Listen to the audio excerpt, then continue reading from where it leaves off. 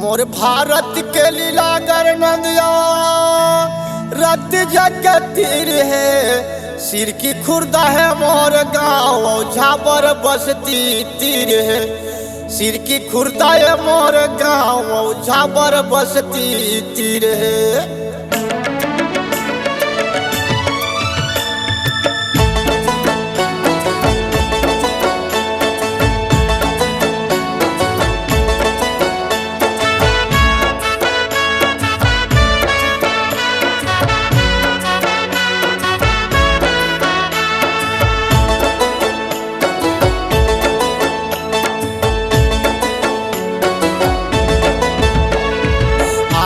दिया वो दाई आजना दिया वो आजना दिया वो दाई आजना दिया। लाली चुनरी लबोड़ के आजना दिया।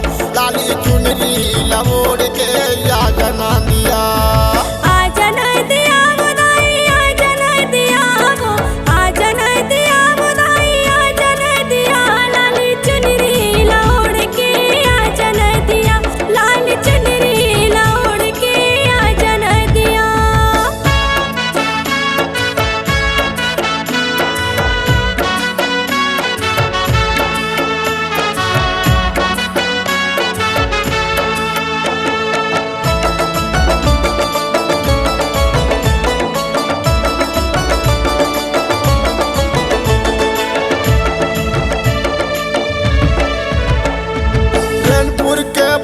दाई रंतरई के खारवो अति सुघर पानी बहे लीला घर के धारवो।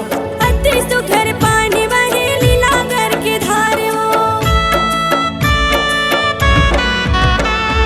रेलपुर के बहरा दाई रंतरई के खारवो अति सुघर पानी बहे लीला घर के धारवो।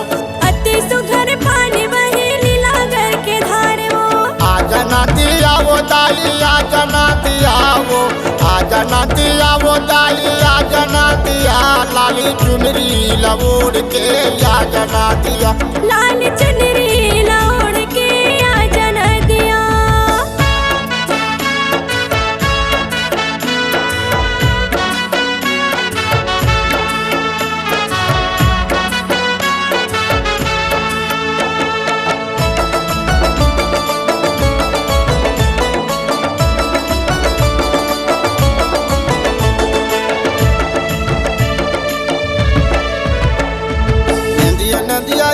दाई गेल हरिया नावो खाले माहे सुंदहरा चैनपुर गाँवो। खाले माहे सुंदहरा चैनपुर गाँवो। नदिया आबे दाई गेल हरिया नावो खाले माहे सुंदहरा चैनपुर गाँवो। खाले माहे सुंदहरा चैनपुर गाँवो। आजना दिया वो दाई आजना दिया वो आजना दिया वो दाई आजना दिया।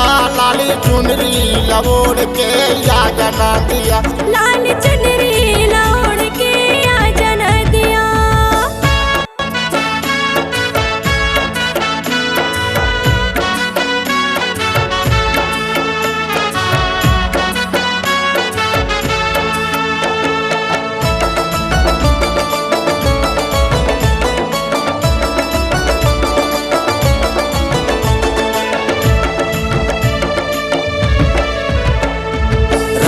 जाओ झाबर के बीच मोरे गाँव पढ़े लिखे नहीं दाई छतरा मोर नाव।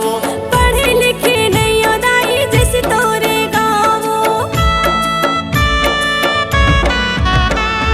राती जाओ झाबर के बीच मोरे गाँव पढ़े लिखे नहीं दाई छतरा मोर नाव।